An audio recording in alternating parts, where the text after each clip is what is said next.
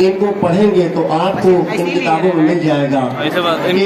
हर किताब में जिक्र आया है, जिस तरह से ये 4 किताबें हिंदुओं की हैं, उसमें अथर्ववेद, यजुर्वेद, सामवेद और वेदास, ये वो किताबें हैं जिनमें एक किताब ऐसी है कि जिसमें संस्कृत का एक श्लोक है कि जिसमें ये बताया गया कि जब अनाश शनास आएगा, यानी जब अंधकार फैल जाएगा दुनिया में, तो उस वक्त अनाश शनास आएगा।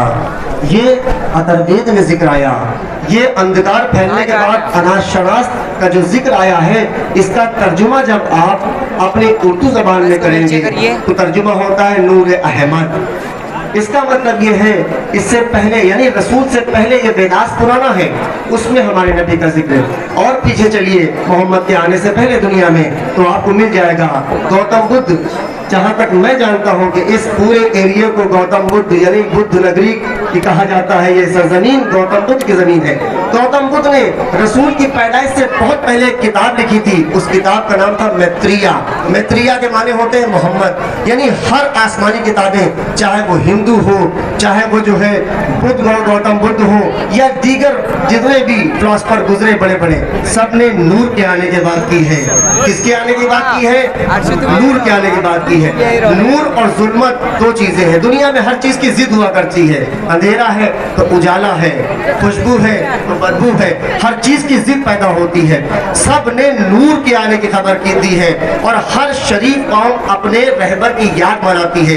अगर हिंदुओं से बात की जाए तो श्री राम का जिक्र क्यों करते हैं? कहा वो हमारे रहबर थे, इसलिए हम उनका जिक्र करते हैं। अगर हम सिखों से बात करें, आप गुरु गोविंद सिंह की बात क्यों करते हैं? कहा वो हमारे धर्म गुरु थे, इसलिए हम उनका जिक्र करते हैं। अगर हम ईसाइयों से बात करें कि आप जो है हजरत ईसा को क्यों मानते हैं, तो वो पलट के कहेंगे वो हमारे धर्म गुरु थे और इसलिए हम उनका जिक्र करते हैं। तो हमसे अगर आप पूछिए कि हम मोहम्मद का जिक्र क्यों करते हैं, तो हम भी पलट के ये कहेंगे कि मोहम्मद हमारे धर्म गुरु थे, इसलिए हम उनका जिक्र करें। कहने का मकसद ये है, हर शरीफ कौम अपने रहबर के एहसान को याद रखती है। उसी एहसान को याद रखने के लिए कि मोहम्मद ने हम उम्मत पर एहसान क्या किया है, जीने का सलीका दिया, खाने पीने का सलीका दिया, दूसरों को सताओ नहीं, दूसरों पे जुल्म ना करो, हिंदू मुस्लिम सिख ईसाई सब भाई भाई हैं, सब मिल के रहो। ये हिंदुस्तान वो सरजमीन है कि जिसपे एक गुलदस्ता सजाया गया। हर मजहब और मिल्लत का आदमी आज अपने रहबर की याद मनाता है। अब याद मनाने के लिए इकट्ठा होते हैं। अब हमसे मत पूछना कि हम मुहर्रम क्यों मनाते हैं। मुहर्रम हम इसलिए मनाते हैं कि आखिरी नबी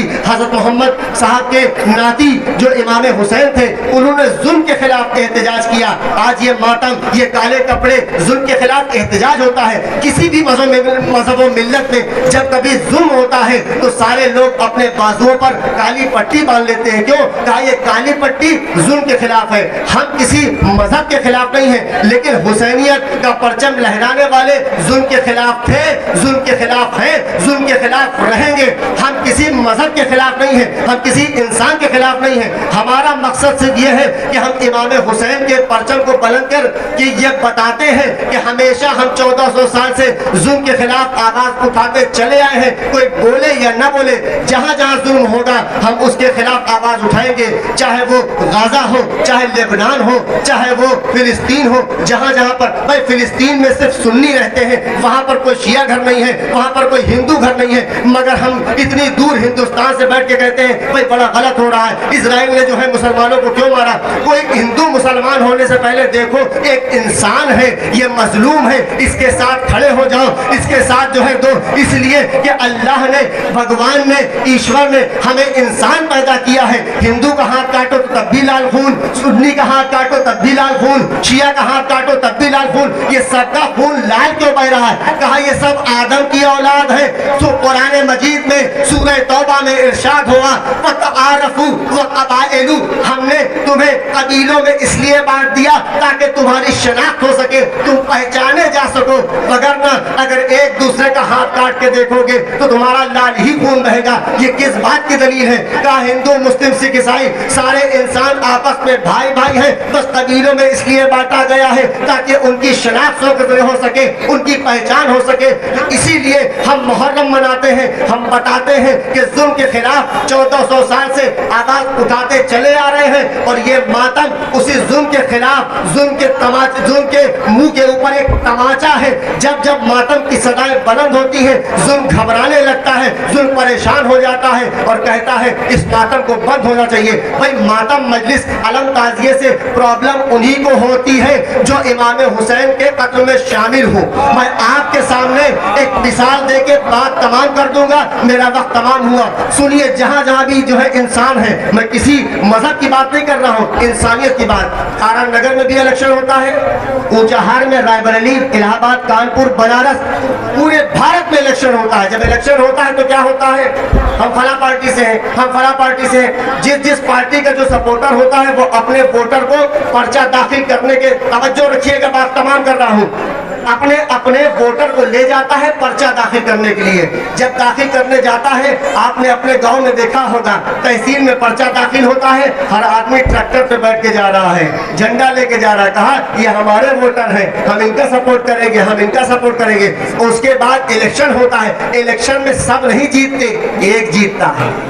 جو جیتتا ہے تو جتنے جیتے ہوئے ووٹر کے سپورٹر ہوتے ہیں وہ آتے ہیں، کہتے ہیں بھیا گھر سے باہر نکلو، اب آج تو ہم تمہارے گلے میں مالا ڈالیں گے، کندھے پہ بٹھائیں گے اور اس کے بعد لے کے پورے دارا نگر میں گھمائیں گے، اس لیے تم الیکشن جیتے ہو۔ اب جب جیتی ہوئی پارٹی گلے میں ہاتھ ڈال کے نکلتی ہے تو اب سب لوگ اس کے ساتھ ہو جاتے ہیں، لیکن جو ہاری ہوئی پارٹی کا آدمی ہوتا ہے کہتا ہے بھیا دروازہ بند کر لو، کھڑکی بند کر لو، جیتی ہوئی پارٹی کا جلوس آ رہا ہے، اب نہ کہنا کہ حسین کا جلوس دیکھ کر جو دروازہ کھول دے وہ جیتی ہوئی پارٹی کا ہے، جو دروازہ بند کر دے وہ جو ہے ہاری ہوئی پارٹی کا ہے۔ میں اس سے اچھی میں مثال نہیں دے سکتا۔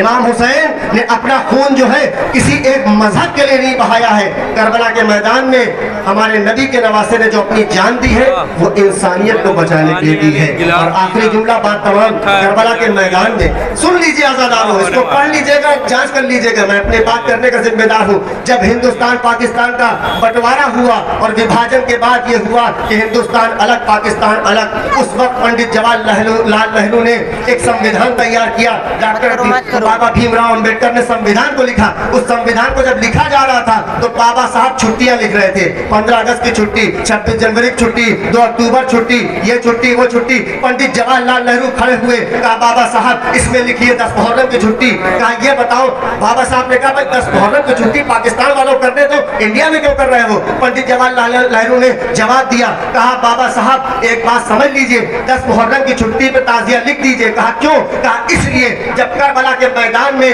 ہمارے نبی کا جو نواسا تھا، پیاسا تھا، اس نے کہا مجھے اگر مارنا چاہتے ہو تو مجھے ہندوستان جانے دو۔ اس نے آخری لمحے میں ہمارے بھارت کو